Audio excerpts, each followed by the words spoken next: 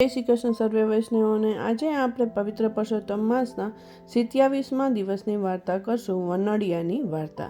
7 ભાઈઓ વચ્ચે એક જ બહેનડી છે। બંને બહેને અખંડ કુંવારા રહેવાની વ્રત લીધું છે। 7 ભાઈની વહુઓ, બહેનની ભાભીઓ બધું ઘરકામ, રસોઈ પાણી, વાસિંદા કુસિંદા કરે છે અને બહેન વ્રત ઉપવાસ એકટાણા ધારણા પારણા કરે છે, ધર્મ ધ્યાનમાં બધો જ સમય વિતાવે છે। એવામાં પવિત્ર પુરુષોત્તમ માસ આવ્યો છે અને ભાવિક સ્ત્રી પુરુષોએ ઉલ્લાસથી પુરુષોત્તમ વ્રત આદર્યા છે। 7 ભાભીઓ અને નણંદે વ્રત ઉપાડ્યું છે। તેઓ સાથે નદીએ નાહવા જાય છે, કાઠાગોળની વાર્તા સાંભળે છે, દેવ દર્શન કરે છે, પુણ્ય દાન કરે છે અને ઘેર આવી એકટાણું કરી પુરુષોત્તમ ભગવાનની ભક્તિ કરે છે। જોતજોતામાં પુરુષોત્તમ મહિનો પૂરો થયો, વ્રતની પૂર્ણાહુતિ થઈ। એકમને દિવસે 7 ભાભીઓએ નણંદને કહ્યું, બહેનબા, આજે વ્રત કરનારને વનડિયાની વાર્તા સાંભળવી પડે। અમે વાર્તા સાંભળવા જઈએ છીએ અને આખું ગામ સાંભળવા જાય છે, માટે તમે પણ ચાલો।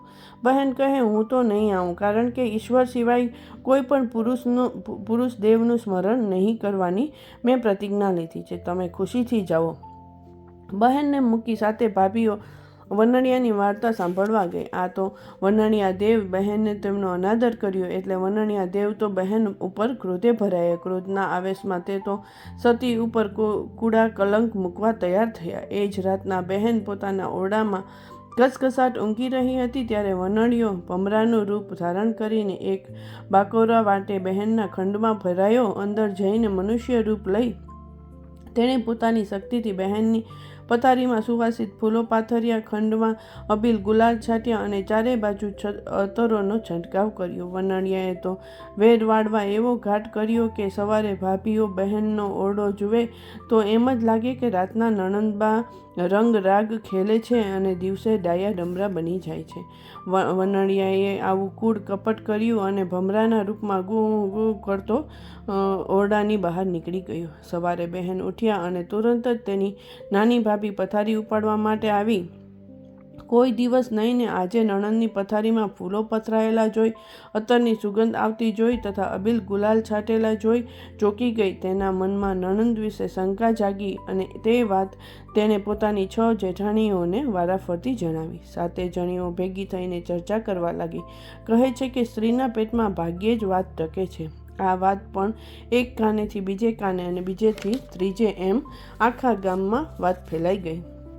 હજુ સુધી બહેનના 7 ભાઈઓ આ વાતથી અજાણ હતા। તેમને પણ પત્નીઓને મીઠું મરચું ભભરાવી વાત કરી।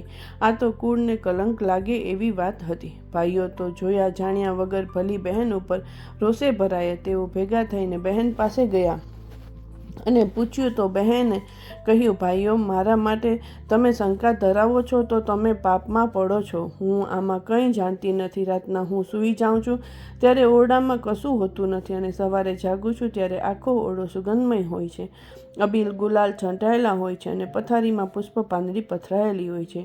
આ સિવાય મને કંઈ ખબર નથી। ભાઈઓ, હું મારો ધર્મ ચૂકી નથી અને મરતા સુધી ચૂકવાની નથી। તેમ છતાંય તમારે ખાતરી કરવી હોય તો કરો। ભાઈઓ કશું બોલ્યા નહીં। વખતે બહેનની વાત સાચી પણ હોય, આથી રાતના ખાતરી કરવાનું નક્કી કર્યું। પોતપોતાના કામે લાગી ગયા। સાંજ પડતા 7 ભાઈઓએ બહેનના ઓરડાની પૂરી ચકાસણી કરી। પછી 7 જણા હાથમાં નાગી તરવાર લઈ ઓરડાની આસપાસ ઊભા રહ્યા। ત્યાં તો બહેન આવી એટલે ભાઈઓ બોલ્યા, બહેન, તમે ઓરડાના બારણા બંધ કરી અંદરથી સાંકળ વાસી સૂઈ જાઓ। આજે અમારે નજરો નજર જોવું છે કે આ બધી શું લીલા છે। બહેનના પેટમાં પાપ ન હતું, એ તો સતી હતી એટલે ઓરડામાં જઈને બારણાં બંધ કરી પલંગમાં સૂઈ ગઈ। બહાર 7 ભાઈઓ ઉઘાડી તલવારે આંટા મારી રહ્યા હતા। જ્યાં રાતના 12 વાગ્યા એટલે વનડિયો ભમરાના રૂપમાં ગુણગુણ કરતો બાકોરા માટે થઈ બહેનના ઓરડામાં દાખલ થયો અને મનુષ્ય રૂપ લઈ ઓરડામાં અત્તર છાંટવા લાગ્યો। એકાએક ઓરડામાં અત્તરની તીવ્ર સુગંધ આવવાથી બહાર ચોકી કરી રહેલા 7 ભાઈઓ આશ્ચર્યમાં પડી ગયા અને અંદર કોણ છે તે જાણવા 7 જણે કમાડ તિરાડમાંથી જોયું તો અંદર એક માનવી અબીલ ગુલાલનો છંટકાવ કરી રહ્યો હતો, અત્તર છાંટી રહ્યો હતો અને પથારી પર પુષ્પો નાખી રહ્યો હતો.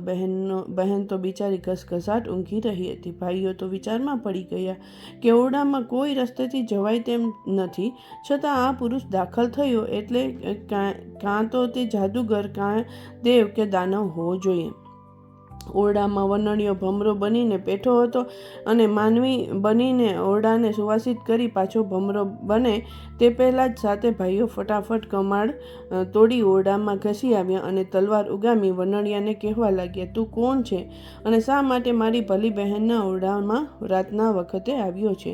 સાચું બોલજે, અહીંયા પુષ્પો કેમ પાથરીએ છે? અબીલ ગુલાલ કેમ છાંટ્યા છે? અત્તર કેમ છાંટ્યું છે? આવી રીતે ઓરડામાં રંગ રાગનો દેખાવ કરી અમારી બહેન ઉપર કૂડા કલંક લગાવનાર તું કોણ છે?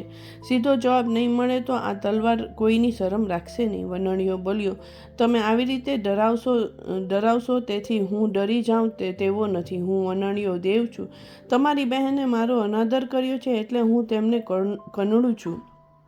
7 ભાઈ કહે, અનાદર કેવી રીતે? વનણીયો કહે, અધિક માસમાં પુરુષોત્તમ ભગવાનનું વ્રત કરનાર દરેક ભાવિક એકમને દિવસે મારી કથા વાર્તા સાંભળે છે. એ દિવસે જ મારા નામનું એકટાણું કરવું પડે છે. એ દિવસે જે સ્ત્રી કે પુરુષ મારી વાર્તા સાંભળવાની ના પાડે તેને હું કંઈ પણ રસ્તે કૂડ કલંક લગાવું છું. જો હું આમ ન કરું તો દુનિયામાં કોઈ મને માને નહીં. તમારી બહેને એકમના દિવસે મારી વાર્તા સાંભળવાની ના કહી મારો અનાદર કર્યો, તેથી તેનું ફળ તે ભોગવી રહી છે.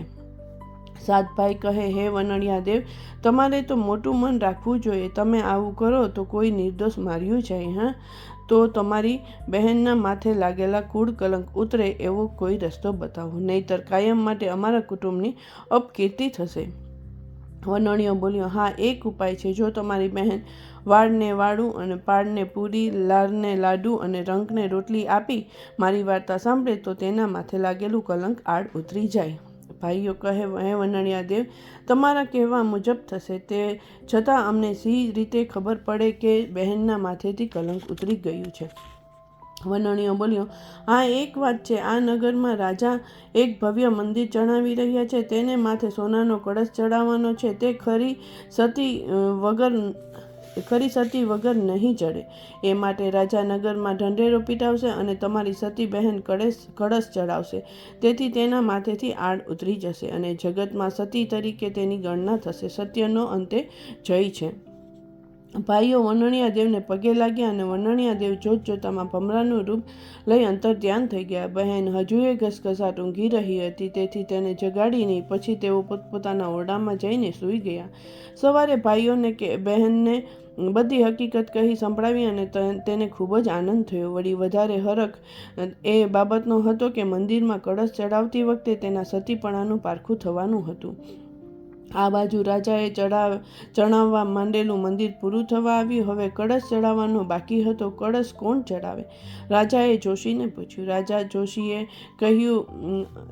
જોશીએ કહ્યું, રાજન, જો કોઈ સતી સ્ત્રી કૂવામાંથી કાચા સૂતરના તાતણે ચારણીમાં પાણી ખેંચી લાવે, તે જળ કળશને છાંટે તો પડવારમાં કળશ ચડી જાય.